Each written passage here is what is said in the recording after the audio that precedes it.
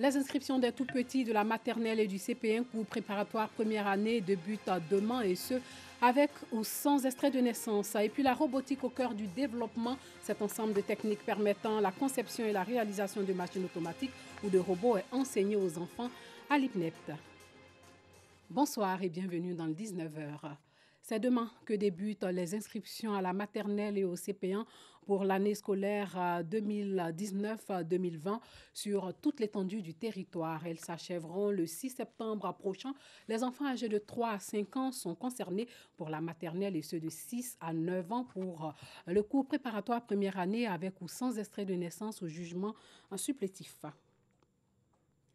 Ce dimanche, c'est la journée nationale de la solidarité. Cette 12e édition sera célébrée officiellement le jeudi 29 août au lycée classique d'Abidjan dans la commune de Cocody autour du thème « La solidarité, valeur citoyenne pour une Côte d'Ivoire paisible ». L'idée, célébrer et inscrire chaque année dans la conscience collective la solidarité en tant que valeur sociale cardinale, gage d'une paix sociale, condition d'un développement durable. Sachez que le grand marché de San Pedro n'a pas brûlé, contrairement aux informations qui circulent sur les réseaux sociaux. Ce sont plutôt des magasins situés non loin du marché qui ont été ravagés par un incendie dans la nuit de samedi à dimanche. Plusieurs articles ont été consumés par les flammes. Pas de perte en vie humaine. Un court-circuit sera à la base de cet incendie. Les sapeurs-pompiers qui étaient venus pour éteindre le feu ont été accueillis par des jeux de pierre. Des véhicules d'intervention ont été caillassés par les badauds. Un comportement récurrent dans la deuxième ville portuaire, comportement que condamnent les autorités de la ville. Et puis le ministère de l'équipement et de l'entretien routier est en mission à Boaké. Objectif, réhabiliter les routes dégradées de la commune. Ce sont au total 5 km de bitume qui seront répartis sur les 9 voies les plus fréquentées de Boaké. Coût de l'ouvrage à 3 milliards de francs CFA. Les travaux débuteront en octobre prochain et s'inscrivent dans le cadre du programme social du gouvernement. Makorian Doumbia, Charles Tatou. Le ministère de l'équipement et de l'entretien routier est en contact avec les chefs-lieux de région du pays. Une délégation des cadres du ministère, avec à sa tête Abounibi Koulibaly, conseiller technique du ministre Amédée Kouakou, sillonne les grandes villes pour répertorier les routes dans un état de dégradation très avancé. Objectif, réhabiliter les voies pour faciliter le déplacement des personnes et de leurs biens. À Boaké, 5 km de bitume seront répartis sur les 9 voies les plus fréquentées de la commune. Il s'agit entre autres de la nationale A3 et des rues dans les quartiers Nembo, Air France, Dar es Salaam et Koko. Ces travaux constituent la première phase du projet de réhabilitation des routes de Boaké. Coût global, 3 milliards de francs CFA. Beaucoup de routes ont été faites, les routes interurbaines, mais il y a un volet qui concerne nos communes, nos villes. Et le gouvernement a fait appel à des financiers pour nous aider pour le bitument d'un certain nombre de villes de l'intérieur dont fait partie Boaké. Plusieurs voies dégradées seront réhabilitées. On demande à la population de Boaké de faire confiance au président de la République qui pense à Boaké. Et c'est une première étape et les autres étapes vont suivre. L'opération de réhabilitation des rues de la commune de Boaké s'inscrit dans le cadre du programme social du gouvernement. Si la route est bonne, bien faite, ça va arranger toute la population de Boaké. Les prochaines visites s'effectueront à Toumoudi, Grand Bassam et Bonois. Ce sont au total 7 villes qui bénéficieront d'infrastructures routières lors de cette première phase de réhabilitation des voies. Pour ces travaux, le ministère de l'équipement et de l'entretien routier bénéficie de l'appui financier de la Banque ouest-africaine de développement, BOAD, à hauteur de 15 milliards de francs CFA.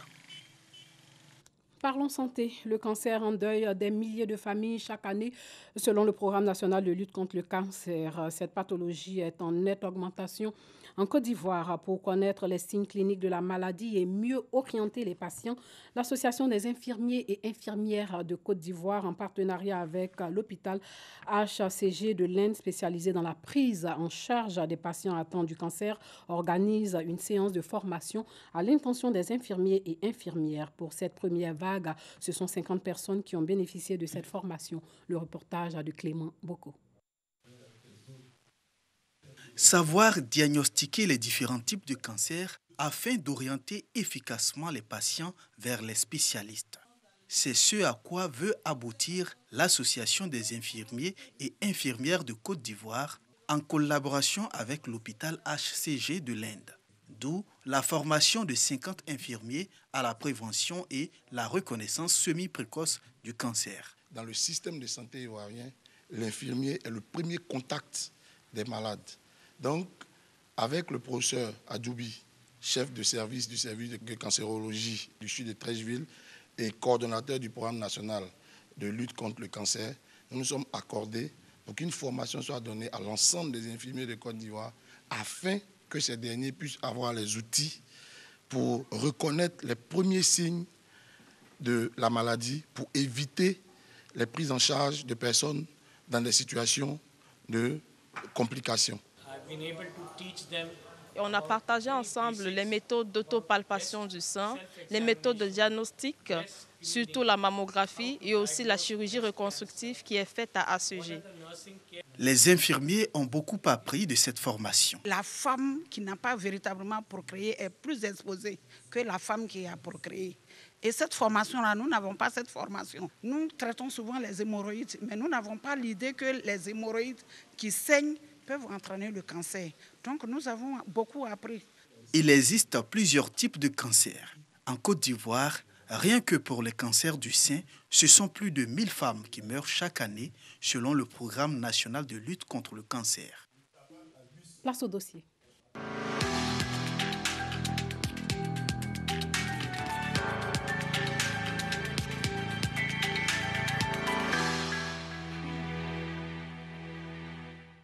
La robotique prend de plus en plus de place dans nos sociétés. L'IPNEP, Institut pédagogique national de l'enseignement technique et de la formation professionnelle, a créé un cadre pour permettre aux enfants de s'initier à la robotique. Cet atelier d'automatisme, initialement conçu pour les étudiants, a élargi son champ d'action aux enfants de 6 à 17 ans et seulement 45 jours. Ces enfants s'imprègnent de tout ce qui a trait à la robotique qui s'annonce comme une voie incontournable vers le développement. Suivons ce reportage de Clément Boucaud. La robotique, une science encore méconnue des Ivoiriens. Ensemble des techniques permettant de concevoir et réaliser des machines automatiques et des robots, la robotique s'annonce comme une voie incontournable vers le développement. Ici, à l'atelier d'automatisme de l'Institut pédagogique national de l'enseignement technique et de la formation professionnelle, IPNEPT, les jeunes de tout âge s'initient aux bases de cette technologie. Aurélie, 11 ans, est en classe de 5e. Elle a choisi de mettre ses vacances à profit pour acquérir les rudiments de la robotique. Quand j'étais à l'école, je faisais une activité qui s'appelait Young Ingénieur et j'ai voulu continuer ici. J'ai appris à fabriquer mon ordinateur, à faire une modélisation 3D, créer les objets de mon robot pour pouvoir après les réaliser. Alors, explique-moi un peu ce que tu fais en ce moment. Je vais faire une châssis inférieure. Aujourd'hui, dans le monde, tout ce qui est automatisme et robotique suscite beaucoup d'intérêt à travers le monde. Donc, si ces ateliers peuvent permettre aux enfants de développer leurs capacités académiques et leurs compétences de vie, je pense que c'est l'Afrique qui va gagner. Ethan, 7 ans, est aussi passionné de technologie. Avec sa sœur cadette, ils sont venus apprendre l'abécédaire de la robotique. J'ai appris la technologie. Quel genre de technologie? Tu peux m'expliquer un peu? La technologie 3D. Si tu devrais aller expliquer ce que tu as vécu ici à tes amis à la rentrée, qu'est-ce que tu leur dirais? Je vais leur dire que la robotique se fait avec l'informatique. Initialement conçu pour les bacheliers, les organisateurs de cet atelier expliquent l'ouverture de ce centre d'apprentissage aux enfants. Nous réunissons des jeunes, des enfants, et nous leur inculquons l'esprit d'innovation. C'est-à-dire qu'on les place devant des situations, lesquelles situations les amènent à apprendre la robotique. La robotique aujourd'hui, vous allez constater que dans pratiquement tout ce qu'on fait, on utilise par exemple des objets connectés. Et ces jeunes enfants que vous voyez sont nés dans un environnement où la jonction de l'électronique et de l'informatique ont changé la configuration du monde. C'est un monde binaire, comme disent les électroniciens. Alors, il faut leur permettre de s'immerger rapidement, de voir les phénomènes qui se passent et ils vont comprendre et rapidement résoudre des problèmes qui se posent à notre société. Les enfants arrivent-ils à comprendre et assimiler tout ce qui est dispensé dans ce programme? Oui, effectivement, les enfants arrivent à comprendre ce que nous les apprenons parce que déjà, même à la base, les enfants, ils sont venus avec vraiment une détermination.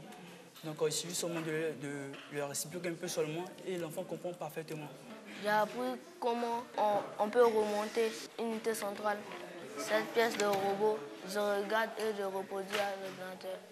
À côté des enfants, d'autres jeunes, élèves et étudiants, ces jeunes s'essaient à la conception de divers objets connectés. Nous travaillons souvent sur le projet de la maison intelligente, la maison connectée. En quoi cela consiste? Tout simplement, à l'aide de notre téléphone, nous pourrons contrôler notre maison, soit l'installation des lumières ou la mise en marche d'un appareil, c'est-à-dire soit un ventilateur ou une télévision. Allume tout. Donc, comme vous le constatez, tout est allumé. La lumière, cette lumière qu'on appelle la lumière de la chambre, la lumière s'allume le ventilateur. Éteins la lumière de la chambre. Nous travaillons sur un drone téléguidé à l'aide d'une manette que nous sommes en train de mettre au point.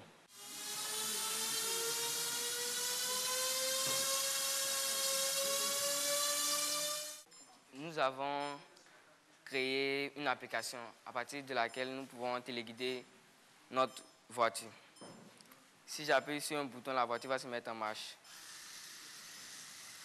J'appuie sur le bouton arrêt, s'arrête.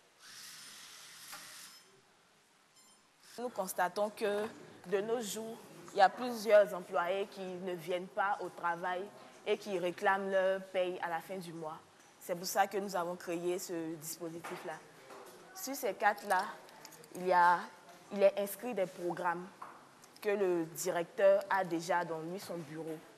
Nous venons le matin et nous pointons. Et lorsque nous sommes présents, ça marque ici vert. C'est comme ça que notre employeur remarque notre présence.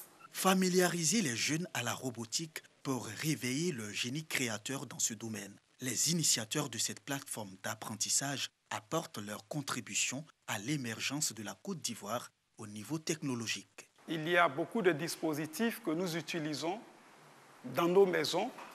Il y a beaucoup de dispositifs que nous utilisons dans nos écoles. Et tous ces dispositifs, en fait, si on essaie de les regarder de près, on comprend que ça nous emmène vers le monde de la robotique. Il faut déjà à bas âge emmener les enfants à côtoyer ce genre de choses, de sorte que quand ils seront plus grands, cela ne soit pas nouveau et que ce soit quelque chose en fait, qui fait partie de leur environnement immédiat. L'intérêt que porte la jeunesse ivoirienne à la robotique sera certainement décisif pour permettre à la Côte d'Ivoire de se hisser au rang des pays développés. Rappelons que demain débutent les inscriptions à la maternelle et au CP1 pour l'année scolaire 2019-2020 sur toute l'étendue du territoire. Elles s'achèveront le 6 septembre prochain. Les enfants âgés de 3 à 5 ans sont concernés pour la maternelle et ceux de 6 à 9 ans pour le cours préparatoire première année avec ou sans extrait de naissance ou jugement supplétif. Voilà, c'est tout pour ce soir. Merci de nous avoir suivis et surtout, portez-vous bien.